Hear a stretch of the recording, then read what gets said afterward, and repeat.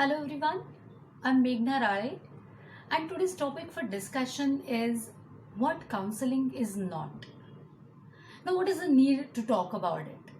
Many of us talk about what counseling is, but it's very important for us to understand that what counseling is not, because whenever I'm in the counseling sessions, or whenever I see around or talk to people, I see there are a lot of misunderstandings about counseling or going to a counselor.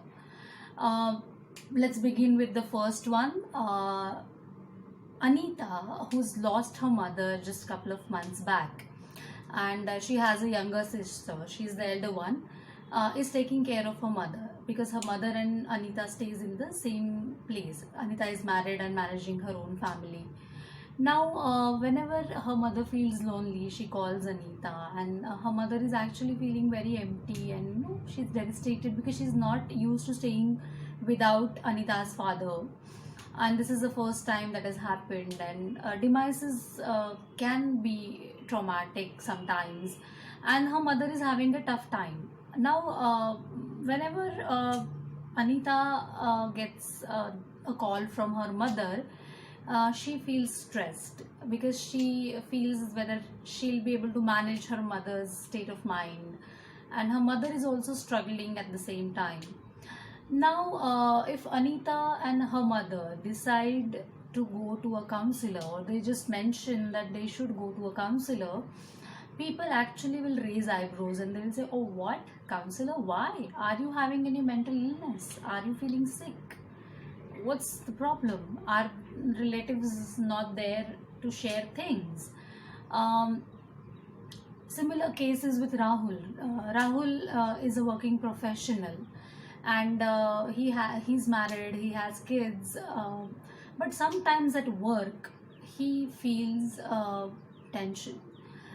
He doesn't he can't manage things sometimes, and he thinks that he need to see a counselor, and he discusses this thing with his friend Subodh, and Subodh actually says, "What? Why do you need to see a counselor? Our friends not for sharing things. Why can't you share the things with us?" So these are some of the taboos that we see around, that going to a counselor is considered as a major taboo or a mental illness. So we have to understand, the first thing here is that going to a counselor doesn't mean that the person has a mental illness or he is mentally sick. It could be just that the person needs something to share, something to get inputs for.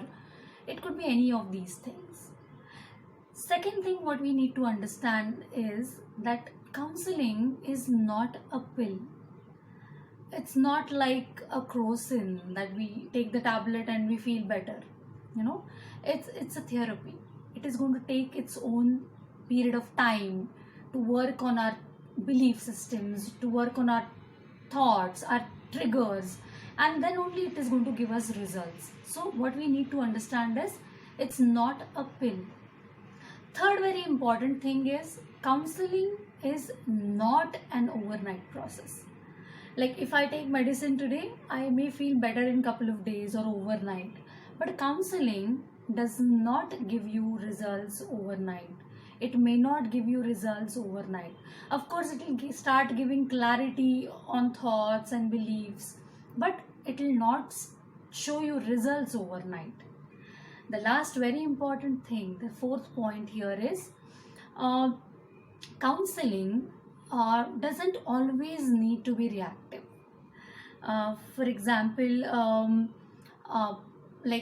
I feel dejected because I am not included in sometimes in many groups. Like I'm not called to a friend's house where all other 4 friends are called. I feel rejected, or some relatives don't invite me, so I always feel dejected. So if this is what is happening to me, I should understand this is one of the triggers. The feeling of rejection I always carry, so I need to work on this, is what I need to understand proactively and go to a counselor proactively. It need not always be a reactive thing. Of course, whenever you're stressed, you want to seek advice, you want to seek clarity in thoughts, you definitely have to go to a counselor. But it need not always be a reactive thing.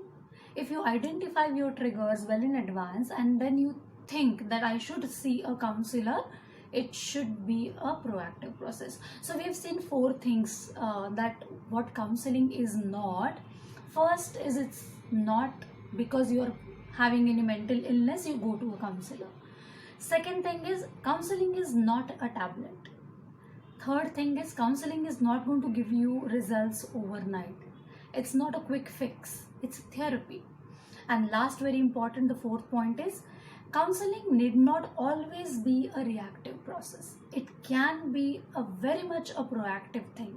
Like you can start the therapy very much proactively. And this is applicable for age group of 6 to 70, 80. So whenever you feel you need to see a counselor or you need to get clarity in your belief system, your triggers, your thought process, you can anytime walk up to a counselor or you can seek counseling. Now, why this is important? Because your mental health actually decides the quality of your life, the happiness quotient of your life, the peace in your life. So take care of your mental health, and that's the key to a happy life. Thank you very much.